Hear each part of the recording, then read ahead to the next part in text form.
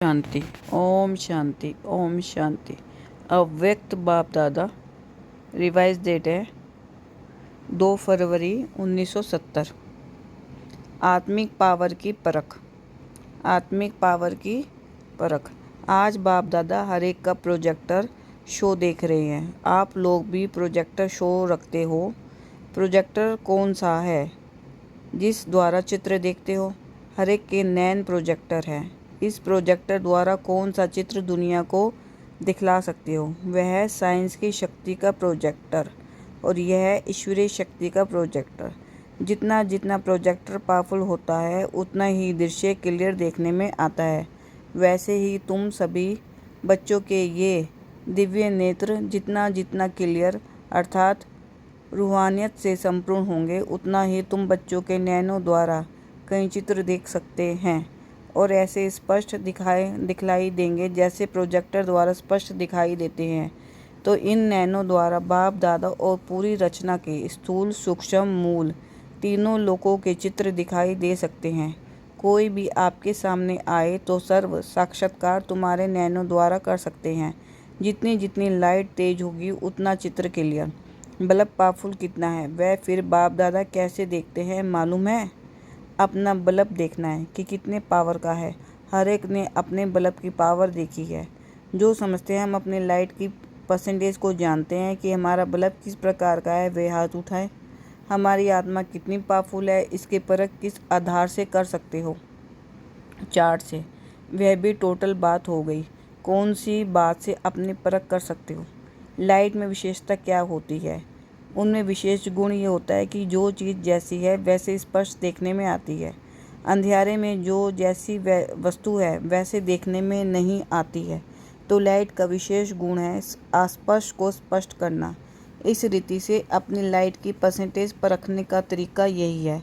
एक तो अपने पुरुषार्थ का मार्ग स्पष्ट होगा अर्थात लाइन क्लियर देखने में आएगी।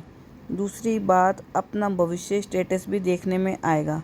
तीसरी बात जिनों की सर्विस करते हो तो जितनी खुद की रोशनी पावरफुल होगी उन्हों को भी इतना ही सहज और स्पष्ट मार्ग दिखा सकेंगे। वह भी सहज ही अपने पुरुषार्थ में चल पड़ेगा। अपनी मंजिल सहज देखने में आएगी। जितना लाइट की परसेंटेज ज़्यादा होगी उतना ही सभी बातों में स्पष्ट देखने में आएगा। अगर लाइट की परसेंटेज कम है तो खुद भी पुरुषार्थ में स्पष्ट नहीं होगा और जिसको मार्ग बताते हैं वह भी सहज और स्पष्ट अपने मार्ग और मंजिल को जान नहीं सकेंगे।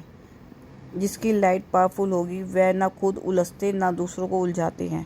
तो अपने पुरुषार्थ अपनी सर्विस से देख सकते हो कि जिनों की सर्विस करते हो उन्हों का मार्ग स्पष्ट होता है। अगर मार्ग स्पष्ट नहीं होता है तो अपनी लाइट के परसेंटेज की कमी है।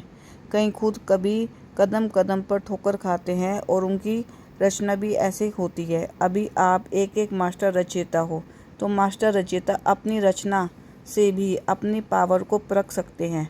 जैसा बीज होता है वैसा ही फल निकलता है। अगर बीज पावरफुल नहीं होता है तो कहाँ कहाँ फूल निकलेंगे फल निकलेंगे लेकिन स्वीकार करने योग्य नहीं होते हैं। जो बहुत सुंदर व खुशबूदार होंगे जो फल अच्छा होगा उनको ही खरीद करेंगे ना। अगर बीज ही पावरफुल नहीं होता है तो रचना भी जो पैदा होती है वह स्वीकार करने योग्य नहीं होती। इसलिए अपने लाइट की परसेंटेज को बढ़ाओ। दिन प्रतिदिन सभी के मस्तक और नैन ऐसे ही सर्विस करें जैसे आपका प्रोजेक्टर शो सर्विस करता है। कोई भी सामने आएंगे वह चित्र आपके नैनों में देखेंगे। नैन को देखते ही बुद्धियोग द्वारा अनेक साक्षात्कार होंगे। ऐसे साक्षात्कार मूर्त अपने को बनाना है लेकिन साक्षात्कार मूर्त वह बन सकेंगे जो सदैव साक्षी स्थिति में स्थित होंगे। उनके नैन प्रोजेक्टर का काम करेंगे। उनका मस्तक सदैव चमकता हुआ दिखाई पड़ेगा।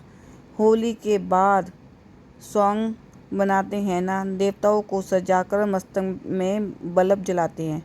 यह सॉन्ग क्यों बनाते हैं? यह किस समय का प्रैक्टिकल रूप है? इस समय का जो फिर आपके यादगार बनाते आए हैं। तो एक एक के मस्तक में लाइट देखने आए। विनाश के समय भी ये लाइट रूप आपको बहुत मदद देगी।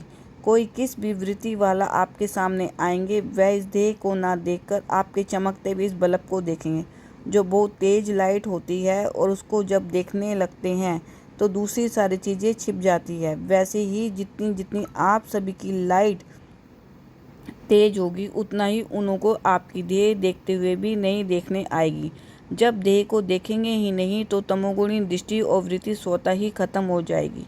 यह परीक्षाएं आनी है, सभी प्रकार की परिस्थितियां पास करनी है। ये जो ग्रुप है इन्हों का हंसी में एक नाम रखा है। आज वतन में चिट चैट चल रही थी इसी बात पर। कोई ने हंसी में कहा था बड़ी बहनें हमारी हेड्स है और हम फिर लेग अर्थात टांगे हैं। तो बाप दादा ने फिर नाम रखा है इन्हों के बड़े तो हैं हेड्स लेकिन ये हैंडल है।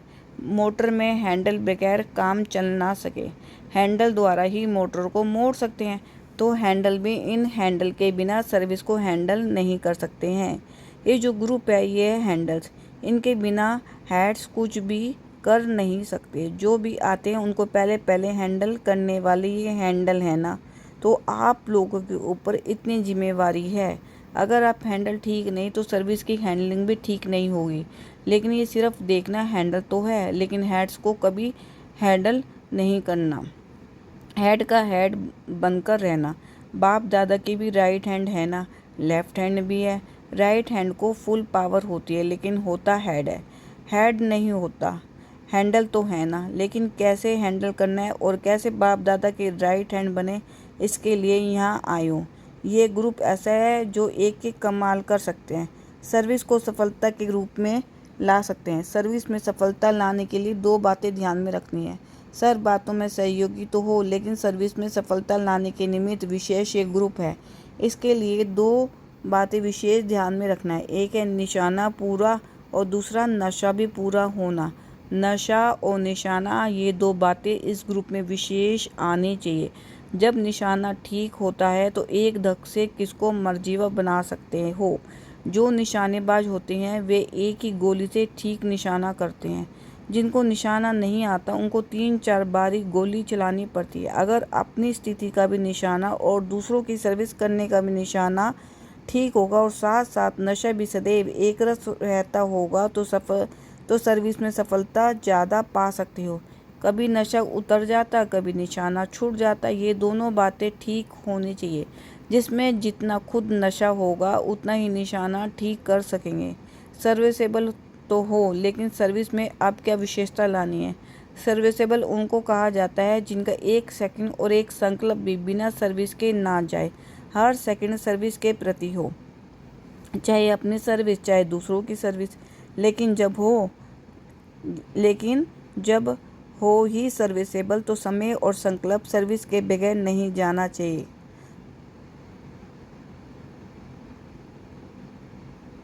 फरमान बरदार का अर्थ ही है फरमान पर चलना। मुख्य फरमान है निरंतर याद में रहे। अगर इस फरमान पे नहीं चलते तो क्या कहेंगे। जितना जितना इस फरमान को प्रैक्टिकल में लाएंगे उतना ही प्रत्यक्ष फल मिलेगा। पुरुषार्थ में चलते हुए कौन सा विधन देखने में आता है जो संपूर्ण होने में रुकावट डालता है। विशेष विधन व्यर्थ संकल्पों के रूप में देखा गया है। तो इससे बचने के लिए क्या करना है। एक तो कभी अंदर की व बाहर की रेस्ट ना लो। अगर रेस्ट में नहीं होंगे तो वेस्ट नहीं जाएगा। और दूसरी बात, अपने को सदैव गेस्ट समझो। अगर गेस्ट समझेंगे और रेस्ट नहीं करेंगे तो वेस्ट नहीं जाएगा, चाहे संकल्प चाहे समय। ये है सहज तरीका। अच्छा, अब फिर समाप्ति के दिन सभी के मस्तक के बल्ब कितने पावर के हैं वह देखेंगे। और पावरफुल होंगे तो माया उस पावर के आगे आने का साहस नहीं रखेगी। जितना बल्ब की पावर होती है उतना सामना कोई नहीं कर सकता। ऐसे पावरफुल स्थिति देखेंगे। सर्विसेबल हो, आप पावरफुल बनो, एक्टिव हो लेकिन एक्यूरेट बनो। तो इस ग्रुप को विशेष छाप कौन सा लगना है। एक्यूरेट, कोई भी बात में सदैव एक्यूरेट, चाहे मनसा चाहे वाचा चाहे कर्मणा, तीनों में एक्यूरेट। अच्छा, ओम शांति।